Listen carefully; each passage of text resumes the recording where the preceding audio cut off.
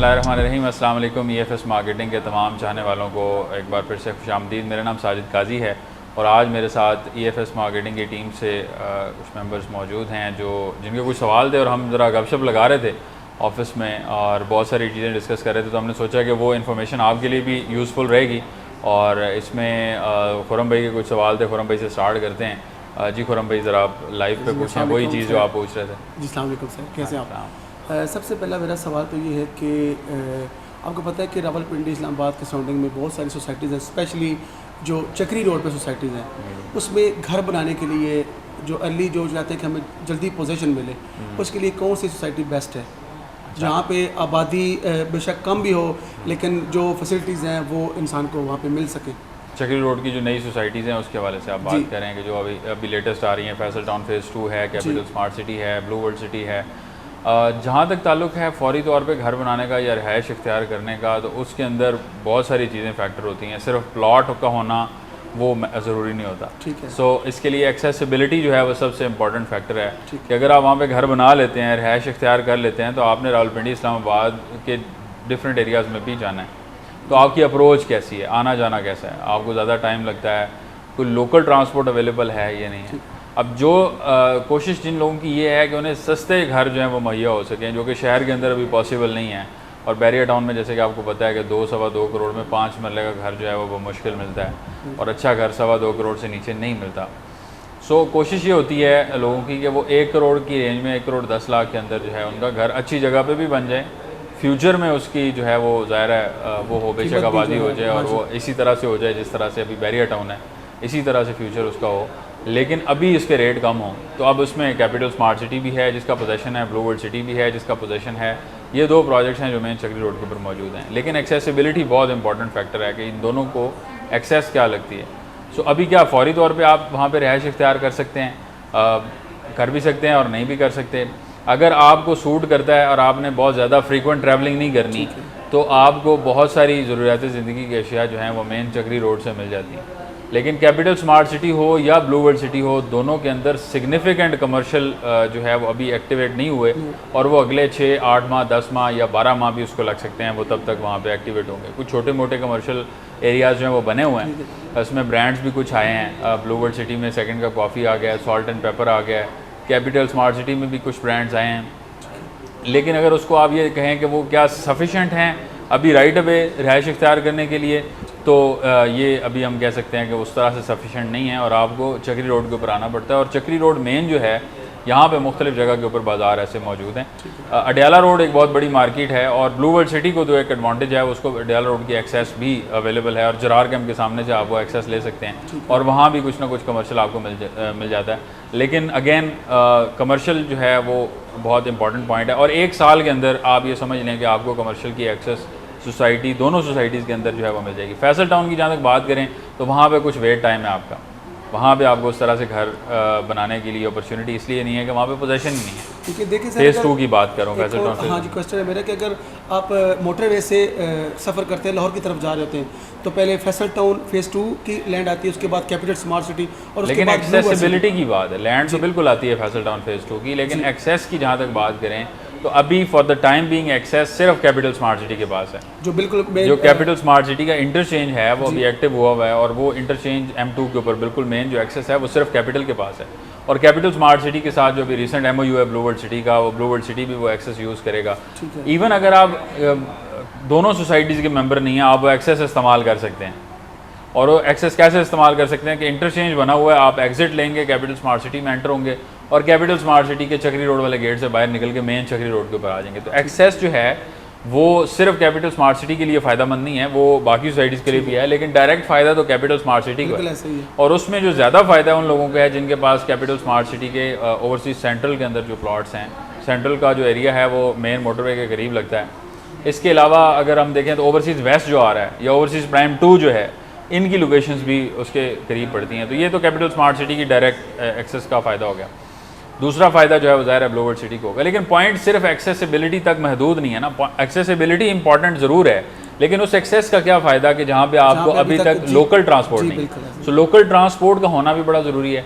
अब आपने घर बना लिया, आपके पास अपनी गाड़ी नहीं है, आप वहाँ पे रह नहीं सकते, रिहाइश नहीं इख्तियार कर सकते, क्योंकि अगर आप रह रहे हैं वहाँ पे और आपको शहर के किसी हिस्से में भी आना है तो आपकी वहाँ से लोकल ट्रांसपोर्ट जो है उसकी अवेलेबिलिटी उस तरह से आपको नहीं मिलती। चक्री रोड के ऊपर कुछ लोकल ट्रांसपोर्ट चलती है, लेकिन वो ज़्यादा से ज़्यादा आपको बकरा मंडी चौक तक लाएगी, उससे आगे फिर आपको या 22 नंबर तक आप पहुँच जाएंगे, वहाँ से आगे आप फिर चेंज करेंगे ट्रांसपोर्ट, और फिर वो जो आपका हैक्टिक सफ़र है ना बकरा मंडी चौक से गुजरते हुए 22 नंबर तक आना, वो फिजिबल नहीं है। इस तरह से फिर आपको और बहुत सारी चीज़ें मिल जाती हैं। यानी आपने अगर 1 करोड़ 10, 1 करोड़ 20 लाख में घर अपना तैयार करना है 5 मरला का, तो आप 1 करोड़ 10, 1 करोड़ 20 लाख में मेन अडयाला रोड के ऊपर बहुत सारी लोकेशन है जहाँ पे आप घर ले सकते हैं। बहुत सारी हाउसिंग सोसाइटीज़ बनी हुई हैं, 5 मरला का घर मिल जाता है इतने में, 1 करोड़ 1.25 करोड़ की रेंज में आपको 5 मरला का डबल स्टोरी घर मिल जाता है। पंजाब हाउसिंग स्कीम है यहाँ पे, वो भी बनी हुई है। उसके अलावा स्नोबर सिटी है। तो आप अगर उस पर कॉम्प्रोमाइज़ कर सकते हो कि क्वालिटी अगर उस स्टैंडर्ड की नहीं भी है लेकिन एक्सेसिबिलिटी भी है, शहर के करीब भी है, उसके अलावा सिक्योरिटी भी है, तो गेटेड कम्युनिटीज़ में बहुत सारी सोसाइटीज़ ऐसी हैं जहाँ पे आपको फौरी तौर पे घर मिल सकता है। तो फौरी घर बनाने के लिए अगर आपके पास कैश की रकम मौजूद हो तो उसमें मेरी सजेशन यही होती है कि आप शहर के अंदर देख लें, आपके पास कैश मौजूद है, पोजेसन वाला घर देख लें, बना बनाया घर आपको मिल जाएगा, और बना बनाया घर आपको सस्ता मिलेगा। अभी जो नए घर बन रहे हैं ना, वो बिल्डर जो है वो अफोर्ड ही नहीं कर सकता आपको 1.5 करोड़ से नीचे देना घर। 1.5 करोड़ से नीचे नया घर आपको कहीं भी नहीं मिलेगा। लेकिन जो पुराने बने हुए घर हैं वो आपको उसी जगह पे, सेम जगह पे, नया घर 1 करोड़ 50 लाख, 1 करोड़ 60 लाख, 1 करोड़ 80 लाख इस डिमांड में आ रहे हैं, और जो पुराने घर हैं वो आपको वही उसी जगह पे 1 करोड़ 10, 1 करोड़ 20 लाख में मिल जाते हैं। ठीक है, सो फ़र्क सिर्फ ये है कि वो कंस्ट्रक्शन कॉस्ट बढ़ी है। बाकी अगर आप प्लॉट की बात करें तो पिछले 2 साल में प्लॉट की प्राइसेस ऊपर तो गई नहीं है, बहुत सारी जगह पे सस्टेन कर रही हैं प्लॉट, तो मार्केट के अंदर उस तरह की ऑफर नहीं होती। तो आप प्लॉट की प्राइस अगर लेट से कि आपकी आ रही है 45 लाख 50 लाख, उसके ऊपर पहले आपका खर्चा था 60 लाख रुपए का, अब आपका खर्चा है 90 लाख रुपए का, 30 लाख रुपए का फ़र्क आ गया खर्च में। तो जब आपका 60 लाख खर्चा था तो 1 करोड़ 10, 1 करोड़ 15 लाख में आपको बेचना जो है वो आपके लिए रीज़नेबल है, आप बेच सकते हैं। उस टाइम 45-50 लाख प्लॉट की प्राइस नहीं थी, 30 लाख थी, तो फिर भी आपको जो है वो 20-25 लाख की बचत आ रही है। लेकिन जो बिल्डर अभी बना रहे हैं उनको 45 का पड़ता है, 50 का प्लॉट पड़ता है, उसके ऊपर 90 लाख कॉस्ट आती है। वो 1 10 का तो नहीं बेच सकते, 1 30, 1 35 तो कॉस्ट आ रही है, तो 1.5 से नीचे तो नहीं बेचेंगे वो। सो ये एक बड़ा इंपॉर्टेंट फैक्टर है इसके अंदर। सो मेरे ख्याल में पुराने घरों में जो 2-3 साल 4 साल इस्तेमाल हुए हुए घर हैं उनको देखना चाहिए। दूसरी चीज़ ये है कि आपको जो पोजेशनेबल जो आबाद इलाका है उसमें आप देख लें, एक्सेस अगर थोड़ी सी मुश्किल है, यानी वहाँ पे रश है, वो सारी चीज़ें ज़ाहिर है एक फैक्टर होता है। अडयाला रोड का अगर देखा जाए तो वो थोड़ा सा रशी एरिया ज़रूर उसको कंसिडर किया जा सकता है। लेकिन अगर आप पंजाब हाउसिंग स्कीम से आगे टुवर्ड्स रिंग रोड की तरफ जाते हैं तो वो रोड नया बना हुआ है और वहाँ पे डेवलपमेंट भी अच्छी हुई है और एक्सेस भी आसान है। वहाँ पे अगर आप करना चाहें इन्वेस्ट तो वो अच्छी जगह हो सकती है। मोटरवे से भी वो नज़दीक पड़ता है। जी, मोटरवे से नज़दीक पड़ता है। Thank you so much. अच्छा सर, अभी जो आपने घरों की बात की है, तो क्या इंस्टॉलमेंट्स पे घर मिल सकते हैं? अगर मिल सकते हैं तो उसका क्या तरीक़ाकार है, पेमेंट का क्या तरीक़ाकार होगा, और उसके जो डॉक्यूमेंटेशंस हैं वो क्या, मतलब लीगल डॉक्यूमेंटेशंस क्या होनी चाहिए ताकि जो लोग हैं वो फ्रॉड से बच सकें? अच्छा, इसमें जो घर है ना, जो खास तौर पे इंस्टॉलमेंट प्लान वाले घर होते हैं, जैसे मिसाल किसी ने एक प्रोजेक्ट लॉन्च किया और उसने कहा जी हम 5 मरला का डबल स्टोरी घर आपको इंस्टॉलमेंट पे देते हैं, और उसमें वो कहते हैं कि जी आप हमें 10% या 20% डाउन पेमेंट दे दें और बाकी आपका 5 साल का 6 साल का पेमेंट प्लान है और इसमें हम आपको घर दे रहे हैं। तो इस तरह के प्लान्स जो हैं वो हमने पिछले 2 से 3 साल 4 साल के पीरियड में फ्लॉप होते हुए देखे हैं। और वो फ्लॉप क्यों होते हैं प्लान? उसकी सबसे बड़ी वजह ये है कि लैक ऑफ प्लानिंग होती है, और लैक ऑफ प्लानिंग के साथ साथ अनअवेलेबिलिटी ऑफ फंड्स है। अब अगर कोई आपको कहे कि बैंक से मैं लोन लेके जो है वो ये घर बना रहा हूँ और आपको दे रहा हूँ इंस्टॉलमेंट के ऊपर, क्योंकि ज़ाहिर है बिल्डर जो बना रहा है, जो आपसे इंस्टॉलमेंट प्लान ले रहा है, अगर तो वो आपकी किस्तों पे डिपेंड कर रहा है ना, तो फिर तो वो डिलीवर कर ही नहीं सकता। आपने महीने का 2 लाख रुपए देना है, 3 लाख रुपए देना है, कभी आपने देना है, कभी आपके पास नहीं होंगे, ऊपर नीचे हो जाता है इंस्टॉलमेंट प्लान लोगों के। ये नॉर्मली इसी तरह से चलता है। डिफरेंट प्रोजेक्ट्स के अंदर हम देखते हैं कि जो फंड्स निकलवाने होते हैं, जो अपनी इंस्टॉलमेंट्स निकलवाने होती हैं प्रोजेक्ट्स ने, उस पर भी उन्हें ऑफर्स देनी पड़ती हैं कि आप टाइमली इंस्टॉलमेंट दें तो आपको ये डिस्काउंट दे रहे हैं, सब कुछ है। तो इंस्टॉलमेंट लोग नहीं दे पाते बाज़ दफ़ा टाइमली। तो मतलब ये है कि इंस्टॉलमेंट्स में जो घर हैं वो ऑन ग्राउंड मौजूद नहीं होते? डेफिनेटली नहीं होते। ये तो पहली चीज़ तो ये है कि इसको हम डिफ्रेंशिएट कर लें कि जो घर मौके पे मौजूद हैं, आप मुझे कोई एक प्रोजेक्ट बता दें जहाँ पे फिजिकली लोकेशन मौजूद हो और वहाँ पे इंस्टॉलमेंट प्लान ऑफर किया जा रहा हो। ऐसे अपार्टमेंट्स के प्रोजेक्ट्स हो सकते हैं। अभी एक प्रोजेक्ट के ऊपर हमारी बात चल रही है और वो अपार्टमेंट्स रेडी हैं और वो इस चीज़ के ऊपर देने को तैयार हैं, लेकिन वो भी 50% डाउन पेमेंट मांग रहे हैं कि हम आपको पोजेसन देते हैं, लेकिन आप 50% डाउन पेमेंट जो है वो अदा करें। अब उन्होंने बनाई है, मैं इस चीज़ को अगर देखूँ तो मुझे ये आइडिया है कि उन्होंने इसको बनाया है आज से 2 साल 2.5 साल पहले। अब इस मार्केट के अंदर वो डिफरेंट तरीके से उन्होंने बेचने की कोशिश की और उसके अंदर एक इंस्टॉलमेंट प्लान वाला ऑप्शन उन्होंने निकाला। अब उनके लिए सूटेबल ये है कि उनकी मेजॉरिटी रकम जो उन्होंने इन्वेस्ट की हुई है वो डाउन पेमेंट में निकल आए और उसके बाद फिर बाकी चीज़ें जो हैं वो देखी जाएंगी। ठीक है, तो अब हम पॉइंट के ऊपर आते हैं। जो मैं समझाना चाह रहा हूँ वो ये है कि अगर तो कोई रेडी घर है पहले से और वो किस्तों पे दिया जा रहा है तो वो तो ठीक है, उसके लिए तो ज़ाहिर है पोजेसन भी आपको मिल रहा है या वो, लेकिन यहाँ पे वो ऑफ़र किया नहीं जा रहा होता ना, प्रॉब्लम ये है। अब मैं उसके ऊपर तो बात कैसे करूँ कि जो चीज़ जो मार्केट का असूल नहीं है, मार्केट में लोग इस तरह से काम नहीं कर रहे। इवन बड़े बड़े ग्रुप्स जो हैं वो जब अनाउंस करते हैं कि हम घरों को इंस्टॉलमेंट पे दे रहे हैं तो वो उन्होंने अभी बनाने शुरू किए होते हैं और वो डाउन पेमेंट लेना शुरू कर देते हैं, वो डिलीवर नहीं हो पाते। बट डेफिनेटली वो ज़्यादातर जो डिलीवर नहीं हुआ है इसी वजह से ज़्यादा बढ़ जाती है जब तक कंप्लीट होता है। तो कॉस्ट के अलावा अवेलेबिलिटी ऑफ फंड्स बड़े इंपॉर्टेंट होते हैं। कॉस्ट तो ज़्यादा कितनी ज़्यादा पड़ जाती है। अगर देखें बिल्डर जो है वो बड़ा है, तगड़ा बिल्डर है, उसने अपनी मार्जिन भी रखे होते हैं बीच में, तो अब वो उसका नाम एक बहुत इंपॉर्टेंट है रादर देन के पैसे मार्केट के अंदर, उसके लिए उसकी जो रेपुटेशन है वो इंपॉर्टेंट होती है। तो अगर उसके पास फंड्स अवेलेबल हों, उसको चाहे लॉस भी हो रहा हो वो अपना घर मुकम्मल करेगा, लेकिन फंड्स अवेलेबल ही ना हो तो कहाँ से लगाएगा। सो अब वो डिपेंडेंसी जो है ना वो बड़ी मैटर करती है। बैंक से अगर आप डिपेंडेंट हों, बैंक से लोन लें तो 36% आपने एनुअल मार्कअप पे करना है। इस टाइम जो 36% उसका रेट चल रहा है, अगर आप घरों के लिए लेते हैं हो सकता है आपको अच्छी डील मिल जाए, 30% से नीचे फिर भी नहीं मिलेगी। अब इसको अगर आप देखें तो 1 करोड़ रुपए का लोन आपने लिया घर के लिए और उसके ऊपर 30% एनुअल मार्कअप आपने दिया। ये मैं एज अ बिल्डर की बात कर रहा हूँ। एनुअल मार्कअप 30% का मतलब ये है कि 30 लाख रुपया 1 साल का, अगर वो पेमेंट प्लान 3 साल का है तो वो 90 लाख रुपया हो जाएगा। तो 1 करोड़ रुपया लिया, 1 करोड़ 90 लाख बैंक को वापस किया, तो आपको वो घर कितने में बेचेगा? वो बिल्डर आपको 2.5 करोड़ का घर बेचेगा। आप लेंगे 2.5 करोड़ का घर ऐसी जगह पे, चलें वो आपने ले लिया 2.5 करोड़ का घर, 1 करोड़ 90 लाख उसने वापस करना है बैंक को, और कंस्ट्रक्शन कॉस्ट जो उसके ऊपर आई है, प्लॉट की कॉस्ट जो उसके ऊपर आई है, वो मैंने आपको बताया कि अगर 50 लाख का प्लॉट है, 90 लाख रुपए कॉस्ट आ रही है, तो ये 1 करोड़ 30 लाख तो ये पड़ गया, 1 करोड़ 40 लाख के करीब। तो 1 करोड़ 40 लाख जो है ये तो उसकी कॉस्ट है, टोटल कॉस्ट उसके ऊपर आई है, और उसके ऊपर प्लस जो उसने मार्कअप दिया है, वो अगर उसने करोड़ रुपए की फाइनेंसिंग कराई है तो 90 लाख मार्कअप भी दिया है। तो अब कॉस्ट बताएं कितनी आ गई?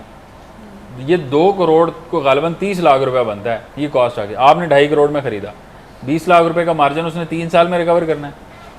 तो ऐसी प्रॉफिटेबिलिटी, इसको प्रॉफिटेबिलिटी नहीं कहते, वो 3 साल में वो जो आपसे रिकवरी आ रही होगी वो तो अखराजात में चली जाएगी सारी, ऑफिस के एक्सपेंस हैं, बाकी चीज़ें हैं। और फिर एक घर तक ये बात महदूद नहीं रहती, वो मल्टीपल घर होंगे। अगर वो बने हुए हैं तो फिर एक अलहदा बात है कि ऑलरेडी फाइनेंसिंग हुई हुई है, अब उसके ऊपर उनको आहिस्ता आहिस्ता रिकवरी आ रही है, दैट्स फाइन। वो आपको थोड़ा सा 3 साल बाद का एस्केलेटेड पेमेंट प्लान बना के उसकी प्राइस जो है वो थोड़ी सी इन्फ्लेटेड होगी। आपके घर अगर मिल रहा है आपको 2 करोड़ का, वो आपको 2.5 करोड़ का बेच देंगे, 3 साल में रिकवरी ले लेंगे। वो समझ में आता है, पैसे उन्होंने लगाए हुए हैं अपने वो रिकवर कर, लेकिन कॉस्ट जो है वो किसी के पैसे से उठा के वो दे रहे हैं या आपकी इंस्टॉलमेंट दे रहे हैं, तो वो डिलीवर नहीं हो सकता। तो ये एक प्रॉब्लम है जिसकी वजह से घरों की जो अवेलेबिलिटी है या प्रोजेक्ट्स की अवेलेबिलिटी है वो उस तरह से नहीं है। तो सर अगर एक आम बंदा जो घर खरीदना चाह रहा है तो क्या वो अपने घर का ख्वाब भी नहीं देख सकता? नहीं, ख्वाब जितनी इसका अल्टरनेट क्या, ख्वाब जितना मर्जी देखें, ख्वाब देखें, ख्वाब को पूरा करने के लिए अपने पैसे उठा के अल्टरनेट सोल्यूशन होगा इसका। अल्टरनेट सोल्यूशन देखें, पाकिस्तान में अभी थोड़ी सी प्रॉब्लम चल रही है जिसमें बैंक्स फाइनेंसिंग उस तरह से नहीं कर रहे, डिस्करेज कर रहे हैं फाइनेंसिंग को ओवरऑल। अगर देखा जाए तो 36% जो है ये जब आप मार्कअप चार्ज करेंगे तो कोई इनकरेज तो नहीं होगा ना। मार्कअप जो है आप ओवरऑल अगर देखें तो अमेरिका के अंदर अगर कोई फाइनेंसिंग करवाता है तो 3% से 4% तक उसको फाइनेंसिंग मिल जाती है। बाज़ केसेस में ऐसे होता है कि फाइनेंसिंग मिल जाती है, 1 साल का टाइम मिलता है, अगर 1 साल से पहले आप दे देते हैं तो 0% मार्कअप पे फाइनेंसिंग मिल जाती है। आपकी क्रेडिट रेटिंग के ऊपर, आपकी क्रेडिबिलिटी के ऊपर, आपके ओवरऑल जो पिछला ट्रैक रिकॉर्ड है उसके ऊपर, आपकी जो स्टेटमेंट बैंक स्टेटमेंट है, आपकी प्रॉपर्टी आप कितनी ओन करते हैं, वो सारी असेसमेंट के बाद वो आपको दे देते हैं फाइनेंसिंग। तो पाकिस्तान में इस तरह की फाइनेंसिंग अभी अवेलेबल नहीं है, तो इस वजह से ये चीज़ अभी पॉसिबल नहीं है। फ्यूचर में जब इस तरह की कोई चीज़ आएगी, ये कुछ अर्सा पहले एक आया भी था कि आप डिफरेंट बैंक से जो है वो लोन अप्लाई कर सकते हैं घरों के लिए, और उसके लिए बड़ी अच्छी लॉन्ग टर्म की प्लानिंग भी थी। 20 साल तक का प्लान जो है वो मिल रहा था, 5 साल, 7 साल, 10 साल, 20 साल, वो एक अलहदा एक सिनेरियो है। या फिर बैंक्स इन्वॉल्व होते हैं, मॉर्गेज सिस्टम जो यूके में भी है, मुख्तलिफ कंट्रीज़ के अंदर वो सिस्टम होता है, पाकिस्तान में वो सिस्टम भी नहीं है। अगर आपने अब जैसे ज़ाहिर आपने ख्वाब की बात की, ख्वाब देखना चाहिए, घर बनाना है, तो फिर स्टेप बाय स्टेप जो चीज़ अवेलेबल है उसको देखना है ना हमने। तो स्टेप क्या है कि घर बनाने के लिए पहला स्टेप आप ज़मीन ऑन करेंगे अपनी, आपके पास ज़मीन होनी चाहिए। अगर आपके पास 10, 12, 15, 20 लाख रुपए है तो ऐसी जगह ढूंढें जहाँ पे पोजेशन वाला प्लॉट मौजूद है, वहाँ पे जाके वो उतने पैसे आप अदा करें और पोजेशन वाला प्लॉट ले लें। ठीक है, अभी बहुत सारी ऐसी जगह हैं जहाँ पे इतने पैसों में मिल जाता है प्लॉट। ठीक है, मैं सिर्फ और सिर्फ ऐसी सोसाइटीज़ की बात नहीं कर रहा जो चक्री रोड के ऊपर है, जैसे blue world city, capital smart, इनकी बात नहीं कर रहा, ये नई सोसाइटी, उसके अलावा भी प्लॉट मिल जाते हैं। यानी आप अगर इसको आप ढूंढने निकलें तो बहुत कुछ मिल जाता है। एक्सेस को कॉम्प्रोमाइज़ करेंगे आप जब सस्ता प्लॉट लेंगे तो एक्सेसिबिलिटी, वो रोड जो होगी वो छोटी होगी, तंग होगी, बड़ी से बड़ी रोड वहाँ पे 80 फुट की होगी, गलियाँ जो हैं वो 25 फुट की होंगी, 20 फुट की होंगी, लेकिन प्लॉट आपको मिल जाएगा 15 लाख रुपए का, 20 लाख रुपए का, 6 मरले तक जगह मिल जाएगी इतने पैसों में, 3 लाख रुपए मरला, 2 लाख रुपए मरला, 2.5 लाख रुपए मरला, या डाला रोड के सराउंडिंग में आपको मिल जाएगी। ये अगर आप लहतराड़ रोड पे जाएंगे, लहतराड़ रोड पे इस्लामाबाद में चक शहजाद से आगे जो जगह आती है वहाँ पे आपको मिल जाएगी। जो वहाँ पे कोटली सतिया की तरफ रास्ता जाता है उसके सराउंडिंग में आपको मिल जाएगी। गुलबर्ग ग्रीन्स की बैक साइड जो लगती है वहाँ पे मिल जाएगी। बहुत सारी ऐसी जगह हैं जो सोसाइटीज़ के आगे पीछे होती हैं जहाँ पे इसी रेंज में 12, 15, 20 इस रेंज में आपको 5, 8, 10 मरला तक के प्लॉट मिल सकते हैं। 20 लाख में 10 मरला का प्लॉट भी आपको 2 लाख रुपए मरला जगह मिल जाती होती है, आजकल के टाइम पे भी मिल सकती है। लेकिन आप थोड़ा सा कॉम्प्रोमाइज़ करेंगे एक्सेस को, थोड़ा सा आपको दूर जाना पड़ेगा, ये सारी चीज़ें जो हैं ये ज़ाहिर है फिर उसके साथ साथ है ना। अगर सस्ती ज़मीन है तो वो सस्ती ज़मीन आज आप ख़रीदें, पहला स्टेप आपका वो है। जब आपने वो ख़रीद ली तो उसके बाद आप ऐसी जो है वो अपना फाइनेंसिंग का सोर्स बनाएं जिसमें आप रेगुलर अपनी सेविंग्स जो हैं वो करते रहें। अगर आप खुद से सेविंग करना चाहते हैं तो आप खुद से अपने बैंक में किसी भी तरह से घर में आप अपनी सेविंग करते रहें। और सेविंग्स में अगर आपने किसी जगह पे इन्वेस्ट करना है तो उसमें ये देखें कि आपने अब ऑन ग्राउंड पोजेशनेबल प्लॉट ले लिया है, आपके पास अगली रकम जो है वो 90 लाख रुपए नहीं चाहिए, आपको 5 मरले का घर बनाना है, अपना रहने के लिए एक लिवेबल आपको घर चाहिए और आपको 2 कमरे चाहिए, आपको उसके साथ ड्राइंग रूम चाहिए, आपको कारपोर्ट चाहिए, तो आपको उसके लिए 90 लाख की ज़रूरत नहीं है। आपको उसके लिए 10, 12, 15 लाख से आपने स्टार्ट लेना है। और वो कैसे लेना है, आप अपनी फाइनेंसिंग जमा करेंगे, 12-15 लाख आपके पास इकट्ठा हो गया तो आप उसकी बुनियादें मुकम्मल करें। और बुनियादें सिर्फ बुनियादें नहीं बनेगी 15 लाख रुपए में, आपकी दीवारें भी खड़ी हो जाएंगी। 7 फुट तक जो लेंटल बीम का एरिया है वो भी आपका कवर हो जाएगा। उसी के अंदर आपका एक्सपेंस शुरू होता है, उससे ऊपर आपकी जो छत डलेगी उसके अंदर आपका एक्सपेंस आएगा। और वो भी उसके लिए फिर आप अगला 10 लाख 12 लाख रुपए मजीद उसमें ऐड करें तो आपका सिंगल स्टोरी जो स्ट्रक्चर है वो आपका कंप्लीट हो जाएगा। आप उसमें अपने वॉशरूम सेट कर सकते हैं अपनी ज़रूरत के मुताबिक, आप उसकी फिनिशिंग कर लें अच्छी सी रीज़नेबल, और आपका वो घर तैयार हो जाएगा। आपको 12-15 लाख रुपए में आपका जो है प्लॉट पड़ा और आपका 28-30 लाख रुपए के ऊपर उसका खर्चा आया, 45-50 लाख रुपए का आपका घर बन गया। ये आपका बन गया with the passage of time, थोड़े थोड़े पैसे जोड़ने के साथ। अब अगर आप कहते हैं कि नहीं हमने वो 90 लाख वाला ही घर लेना है, वो जो हमने टिकटॉक पे देखा था और उसके ऊपर स्पेनिश टाइल्स लगी हुई थी और उसके अंदर फैंसी वो था, तो फिर उसके लिए जो है आपको एफर्ट ज़रा ज़्यादा करनी पड़ेगी। और दूसरा आपको उसके अंदर ये देखना पड़ेगा कि आपको अपनी सेविंग्स जो हैं वो कहीं ना कहीं सेव करनी है, यानी कहीं ना किसी जगह पे लगानी है जहाँ से आपको अर्निंग स्टार्ट हो। सेविंग भी करें और वो सेविंग आपकी किसी ऐसी जगह पे इन्वेस्ट होती रहे जहाँ से आपको बाद में रिटर्न जो है वो अच्छा है। अब उसके लिए क्या आपके ज़हन में आता है, वो फलां बंदे ने कॉल की थी, मेरे पास लाख रुपए इकट्ठा हो गया, मैंने वहाँ से फ़ाइल लेनी है, मैंने उसकी इंस्टॉलमेंट देनी है। आपका गोल क्या है, आपने घर बनाना है, कब बनाना है, प्लॉट आप ले चुके हैं, ये प्लॉट लेने की बात की बात कर रहा हूँ। एक तरीका मैंने आपको बताया कि अगर आपके पास 10, 12, 15, 20 लाख रुपया है तो आप ऑन ग्राउंड प्लॉट ले लेंगे।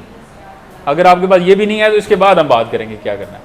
तो अभी जो हम बात कर रहे हैं वो ये है कि आप प्लॉट ले चुके हैं, अब आपने घर बनाना है, तो अब आपके पास कुछ सेविंग जैसे लाख रुपए इकट्ठा हो गया, आपने कहा मैं वो फाइल उठा लेता हूँ, तो मैं 10 महीने बाद उस फाइल को बेचूंगा और वहाँ से जो पैसे निकलेंगे वो फिर मैं घर पे लगा लूँगा, इतने तक और भी सेविंग हो जाएगी, मैं इतने तक ये पैसे बेच के इकट्ठे करके 8-10 लाख बन जाएंगे। तो ये गलत अप्रोच है। तो 5 मरला के डबल स्टोरी घर पे तकरीबन कितनी कॉस्ट आ जाती है आते हैं उस दौर में? बिल्कुल आते हैं, वो मैं बता रहा हूँ 90 लाख रुपये, वो उसी की बात करें, ये 5 मरला डबल स्टोरी की ही बात कर रहा हूँ जो 90 लाख रुपये में बनता है। सो इतनी ही कॉस्ट आती है, 85, 90, 95, मतलब उससे ऊपर भी आ सकती है, वो ज़ाहिर है जितना आप अच्छा बनाएं, लेकिन 90 तक आ जाता है। सो मकसद अभी हो रहा है, उस बात समझाने का मकसद ये है कि अगर आप फाइल्स में इन्वेस्ट कर लेते हैं, आपने घर बनाने के लिए अपनी रकम जो है वो इकट्ठी करें और आप पैसे लगा देते हैं फाइल्स के अंदर, तो उसमें आपको कोई रिटर्न नहीं मिलेगा, ना वो फाइल आपकी बिकनी है, आपके वो जो अमाउंट है वो भी आधी रह जाएगी, क्योंकि आप बिफोर टाइम उसको रिकवर करना चाह रहे हैं। तो फाइलों में तो आपने फिर नहीं लगाने। अगर आप जो है शॉर्ट टर्म के लिए पैसे लगा रहे हैं तो आपने फाइलों में पैसे नहीं लगाने। आप उसके लिए गोल्ड में इन्वेस्ट कर सकते हैं, 1 लाख रुपए मालियत के गोल्ड की बिस्किट्स लेके रखें, ज्वेलरी नहीं लेनी।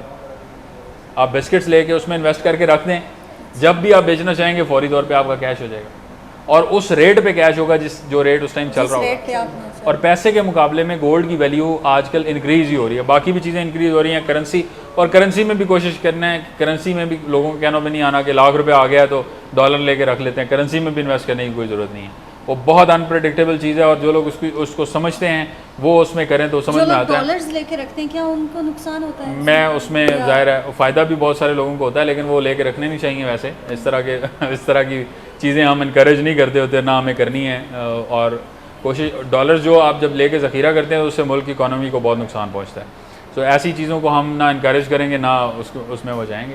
बट गोल्ड में आप इन्वेस्ट करें, वो आपकी एक कमोडिटी है, उसके अंदर आपको एक फ़ायदा मिल सकता है, आपकी सेविंग जो है वो उसमें हो सकती है। और उसमें ये चांस होता है कि आप अगर लाख रुपए का गोल्ड खरीद रहे हैं तो आप 10 महीने बाद बेचते हैं तो हो सकता है आपको 1,20,000 1,25,000 की उसमें रिकवरी आ जाए। सो ये एक बेनिफिट आपको मिल सकता है। प्लस ये है कि साथ साथ आप दूसरी सेविंग करते रहें तो आपकी एक अच्छी हैंडसम रकम जो है वो बन सकती है। इस तरह से आप अपना घर बना सकते हैं। और अगर आपके पास, अब दूसरा क्वेश्चन ये था कि अगर आपके पास पैसे उस तरह से नहीं हैं तो फिर क्या करें, प्लॉट के लिए भी पैसे नहीं हैं, तो फिर आप उसमें किसी भी ऐसी अच्छी सोसाइटी में फ़ाइल में इन्वेस्ट करेंगे क्योंकि वो आपकी रिक्वायरमेंट है। फिर आप फाइल में जाएंगे और आप ये सोच के फाइल में जाएंगे कि मैंने 5 साल 6 साल में अपनी पेमेंट, जब 4 साल का प्लान है या 5 साल का प्लान है तो पेमेंट करनी है और 5-6 साल बाद मुझे उसका जो रिटर्न है वो मिलेगा या प्रॉपर्टी मिलेगी। तो ये तरीकाकार उसका होगा। और फिर जब प्रॉपर्टी बनेगी तो उसके बाद आप जाएंगे, तो स्टेप बाय स्टेप जाएंगे। ये हो नहीं सकता कि आपके पास स्टेयर्स नहीं हैं और आप सीधा एक ही जंप लगाएं और आप छत पे चले जाएं। सुल्तान राय की फिल्मों में होता है, वैसे नहीं होता। तो स्टेप्स आपने लेने हैं, पूरे स्टेप्स आपने फॉलो करने हैं और फिर आप वो कर सकते हैं। अदरवाइज़ ये उस तरह से तो पॉसिबल नहीं है। कोई जादू की छड़ी तो नहीं है कि आप वो घुमाएंगे और आपका घर बन जाए। और ये जादू की छड़ी की वजह से ज़्यादा फ्रॉड होता है लोगों के साथ। ठीक है sir, thank you so much. Jain भाई, बहुत सारे लोग शॉर्ट टर्म इन्वेस्टमेंट के लिए कहते हैं कि शॉर्ट टर्म इन्वेस्टमेंट करनी चाहिए, तो क्या मैं आपसे ये पूछूंगा कि गोल्ड में शॉर्ट टर्म इन्वेस्टमेंट में जाना चाहिए या फिर रियल स्टेट में, हमें फ्लैट्स वगैरह या फिर प्लॉट्स वगैरह में आना चाहिए? गोल्ड में देखिए, ये एक ऐसी कमोडिटी है जिसमें इन्वेस्ट करने से ज़ाहिर है मना नहीं किया जा सकता। बहुत अच्छी इन्वेस्टमेंट है और ज्वेलरी ना हो, बिस्किट्स वगैरह हो तो वो अच्छी इन्वेस्टमेंट है, वो आप लेके रख लें। लेकिन वो डिपेंड करता है कि आपके पास इन्वेस्टमेंट कितनी है। अब आपके पास अगर 1 करोड़ रुपए की इन्वेस्टमेंट है तो आप अगर अपार्टमेंट लेते हैं तो आपको मंथली रेंटल आना शुरू हो जाता है और वो आप डे टू डे रेंटल पे लगाएं तो आप महीने का 75,000 से 80,000 पर मंथ आप उसमें कमा भी सकते हैं। आपके फ्लैट की वैल्यू भी बतदरीज उसके साथ साथ बढ़ेगी अगर आपने ठीक रेट पे लिया होगा। ये ना हो कि आप 60 लाख वाला फ्लैट करोड़ में ख़रीद लें और बाद में उसे बेचने जाएँ तो फिर कहेंगे यार ये तो मेरा नुकसान हो रहा है। तो ख़रीदने जाएंगे तो देखेंगे ना कि कितने रेट का, तो आप अगर सही रेट वाला फ्लैट ख़रीदेंगे तो उसकी वैल्यू भी बढ़ेगी, प्लस महाना इनकम भी आपको आएगी। सो वो महाना इनकम साथ साथ बढ़ रही है जो कि गोल्ड के साथ आपको उस तरह से नहीं मिल सकती। अब आपके पास पैसे कम हैं, यानी 14-15 लाख 10 लाख 12 लाख, तो फ्लैट कहाँ आएगा इतने में? नहीं आएगा ना, बिल्कुल। तो फिर अगर आप गोल्ड में जाना चाहते हैं तो बाय ऑल मीन्स आप गोल्ड में इन्वेस्ट कर लें। लेकिन प्रॉपर्टी के अंदर आपकी इन्वेस्टमेंट जो है वो बहरहाल अगर आप सोच समझ के ऑन ग्राउंड पोजेशनेबल इन्वेस्टमेंट में जाते हैं तो पाकिस्तान के अंदर इतना पोटेंशियल है कि आप प्रॉपर्टी के अंदर इन्वेस्ट करते हैं तो आपको आने वाले टाइम में अच्छा रिटर्न मिलता है। और ख़ास तौर पर उस प्रॉपर्टी के अंदर इन्वेस्ट करना कि जहाँ पर आपको रेगुलर रिटर्न भी आना शुरू हो जाए। कमर्शियल में, अपार्टमेंट्स के अंदर, अपार्टमेंट्स में बहुत अच्छा रिटर्न मिलता है। बैरियर टाउन के अंदर बहुत सारे ऐसे लोग हैं कि जो करते ही अपार्टमेंट में इन्वेस्ट हैं, उनकी जब सेविंग्स होती हैं वो हमारे पास आते हैं कि जी आप हमें अपार्टमेंट लेके दें। और ऐसी वो आदत बनी हुई है और वो महाना इनकम, महाना रेवेन्यू जो है वो 80,000 से 90,000 महाना से शुरू हुए हैं और आज वो 8-9 लाख रुपए महाना सिर्फ अपार्टमेंट्स की इनकम से जनरेट कर रहे हैं। कितने अपार्टमेंट हैं? किसी के पास 7 हैं, किसी के पास 10 हैं और वो आराम से over the period of 4 years 5 years 6 years उन्होंने ये अपार्टमेंट्स बनाए हैं। और ज़रूरी नहीं है कि आप इंस्टॉलमेंट्स पे जो है वो अपार्टमेंट ख़रीदें तो आपको रिटर्न जो है वो मिलता है। कैश के ऊपर अपार्टमेंट खरीदने से ज़्यादा बेहतर रिटर्न मिलता है। इंस्टॉलमेंट के ऊपर जो है वो आप जब खरीदेंगे तो आपका अपार्टमेंट बन तो जाएगा 4 साल में 3 साल में, वो वही है जैसे आप फाइल ख़रीद रहे हैं या आप इंस्टॉलमेंट प्लान के ऊपर जा रहे हैं, वो उसी तरह से। लेकिन कैश के ऊपर ख़रीदने से आपको सस्ता अपार्टमेंट मिल जाता है। अब हमारे पास एक अपॉर्चुनिटी, जैसे मैंने आपको बताया था 559 स्क्वायर फीट का अपार्टमेंट जो है वो कैश के ऊपर मौजूद है। अगर आप लेते हैं तो 50 लाख उसकी प्राइस है। अगर आप वहीं उसी बिल्डिंग में इंस्टॉलमेंट पे जाके लेते हैं तो 86 लाख उसकी प्राइस आती है। इतना डिफरेंस आजकल चल रहा है। तो क्या इंस्टॉलमेंट प्लान के ऊपर तो बिल्कुल उसके अंदर मेरा नहीं ख्याल कि अपार्टमेंट्स के अंदर जाना चाहिए। लेकिन अगर आपके पास कैश में रकम मौजूद है शॉर्ट टर्म की, उसके ऊपर आप जा रहे हैं तो रेगुलर आपको रिटर्न भी आएगा उसका और आपको उसका जो ओवरऑल जो उसकी कैपिटल गेन है वो भी इंक्रीज़ करेगा, उसमें भी अच्छा रिटर्न मिलेगा। अभी एक और प्रॉब्लम ये चल रहा है कि बहुत लोग जब इंस्टॉलमेंट में इन्वेस्टमेंट कर लेते हैं अपार्टमेंट में तो उनको मंथली रिटर्न ऑफ़र किया जाता है। जी जी। इससे क्या ये नुकसान नहीं होता है कि जो लोग कैश पे इन्वेस्टमेंट करते हैं? अच्छा, जो रेंटल रिटर्न है ना, जैसे एक अपार्टमेंट अगर रेडी है तो फिर तो कोई हर्ज नहीं है अगर कोई दे रहा है तो।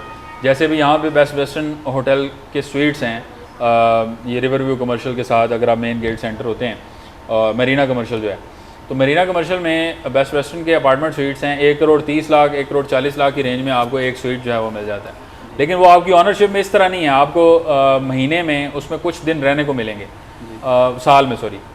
साल में आपको 14-15 दिन जो है वो उसके रहने के मिलेंगे, लेकिन हर महीने आपको 85,000 का रेंटल रिटर्न जो है वहाँ से मिलेगा इस स्वीट को ख़रीदने पे। अब ये वो स्वीट है जो ऑलरेडी वो एक बहुत बड़ी चेन है बेस्ट वेस्टर्न, वो चला रहे हैं और वो उससे रेवेन्यू जनरेट कर रहे हैं और उस रेवेन्यू में से आपको शेयर दे रहे हैं, क्योंकि आप एक piece of the area on करते हैं, आपकी ऑनरशिप है वो आपको देते हैं, तो फिजिकली उसको रेंट आउट करते हैं, उससे अपना प्रॉफिट जनरेट करते हैं, उस प्रॉफिट में से आपको रेंटल रिटर्न दे रहे हैं महीने का। जी। अब एक बिल्डिंग नहीं बनी सिरे से, जी। आपने उसमें जो है इंस्टॉलमेंट प्लान लिया, आपको कमिटमेंट हुई कि हम आपको अपार्टमेंट डिलीवर करेंगे, समझ में आता है 10% डाउन पेमेंट, 20%, 25%, ठीक है, आपने पेमेंट करनी शुरू की, उन्होंने बिल्डिंग बनानी शुरू की, आपको डिलीवर कर दिया। लेकिन अगर आप आपसे कहें कि आप अपार्टमेंट 1 करोड़ का है, आप इसको इकट्ठा लमसम आप हमसे लेना, 1 करोड़ रुपये हमें दे दें और आप कैश पे लें, हम आपको महीने का 1 लाख रुपये रेंट देना शुरू कर दें। ये समझ में नहीं आता, कैसे देंगे 1 लाख रुपये रेंट, कहाँ से देंगे? वो उसी 1 करोड़ रुपये में से आपको आ रहा होगा, ये ज़हन में रखें। जी। वो 1 लाख रुपया जो है पर मंथ आपके 1 करोड़ में से आ रहा होगा। इसी तरह से वो और इन्वेस्टमेंट ले लेंगे और वो लेते जाएंगे इन्वेस्टमेंट्स और उनको रिटर्न देते जाएंगे। एंड ऑफ द डे इस तरह से जब जा रहे होते हैं ना, पैसे निकल रहे होते हैं, तो कुएँ खाली हो जाते हैं। अकाउंट्स तो बहुत छोटी सी चीज़ है, ठीक है। तो और दूसरा, वो जब रेगुलर दे रहे होंगे 10 लोगों को वो 1 लाख रुपये महीना देंगे, तो 10 लाख रुपये महीना वो दे रहे होंगे। कंस्ट्रक्शन के ऊपर क्या खर्चा कर रहे होंगे? सिर्फ 10 लाख वो क्या वो रिटर्न होगा, यानी वो खर्चा होगा 10 लाख का जो वो लोगों को रिटर्न कर रहे होंगे? क्या ऑफिस का खर्चा नहीं होगा? 15-20 लाख तो नॉर्मल खर्चा होगा ऑफिस का, जहाँ पे 8, 10, 12, 15 लोग काम कर रहे होते हैं। 15-20 लाख तो महीने का नॉर्मल खर्चा उसका होता है, ठीक है। तो वो जो इस तरह से आ रहा होगा, उनके अखराजात जो हैं वो इतने ज़्यादा जा रहे होंगे, तो वो कंस्ट्रक्शन पे क्या खर्च करेंगे? वो नहीं कर पाएंगे। एंड ऑफ द डे 3 साल 4 साल गुजरने के बाद आपकी एक्चुअल इन्वेस्टमेंट जो है वो स्टक हो जाएगी, आपको कोई उसमें रिटर्न नहीं मिलेगा, बिल्डिंग रेडी नहीं होगी और फिर आप ढूंढते फिरेंगे कि बंदा कहाँ गया। और रेगुलर उसके रिटर्न मिलते भी नहीं है, 2-4 महीने से ऊपर नहीं देते। ये डबल शाह स्कीम है, इसमें इसका कोई वो नहीं है। जी ठीक है। बस और कोई सवाल है या इसको वाइंड अप करें? मेरा ख्याल है ये इनफ है। इसमें 27 मिनट्स की ये वीडियो है। इस वीडियो को देखें, कोई भी आपका सवाल हो इस हवाले से आप भी हमसे पूछ सकते हैं। हम कोशिश करेंगे, ये आज हमने एक सेशन किया है यहाँ पे, और इसको हम कोशिश करेंगे नेक्स्ट टाइम लाइव सेशन में कन्वर्ट करें। बहुत सारे लोगों ने कहा लाइव सेशन में आप जाएँ तो फिर मज़ा आएगा। एक कॉमेंट आया हुआ था बड़ा मज़े का कि आप ऐसे तो वीडियोज़ बना देते हैं, आप ज़रा लाइव सेशन में जाएँ फिर मज़ा आए आपसे बात। तो बिल्कुल हम आएँगे लाइव सेशन में, उसकी प्रेपरेशन हम कर रहे हैं इंशाल्लाह। जैसे ही हम रेडी होंगे लाइव सेशन के लिए अगले 1-2 हफ्ते में इंशाल्लाह वो भी हम शुरू कर देंगे। और वो लाइव सेशंस जो है वो एवरी फ्राइडे हमारे चैनल के ऊपर आया करेंगे, फेसबुक पे और यूट्यूब दोनों पे। तो इंशाल्लाह उस पर भी अच्छी गपशप रहेगी। अपनी दुआ में याद रखें। मिलते हैं आपसे नेक्स्ट वीडियो में, तब तक के लिए।